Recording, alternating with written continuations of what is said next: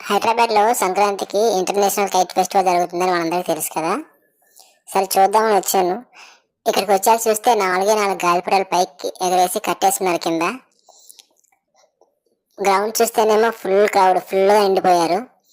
ఈ 4 గాలిపటాలు చూడటానికి ఇంత క్రౌడ్ అవసరమా? ఇదేనా ఇంటర్నేషనల్ కైట్ ఫెస్టివల్ అంటే అనిపించింది.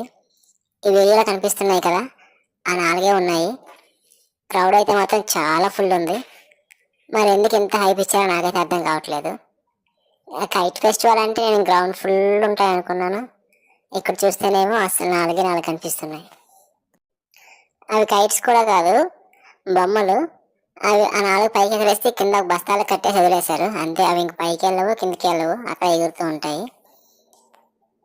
మేమైతే సంక్రాంతి రోజు ఈవినింగ్ వెళ్ళాము.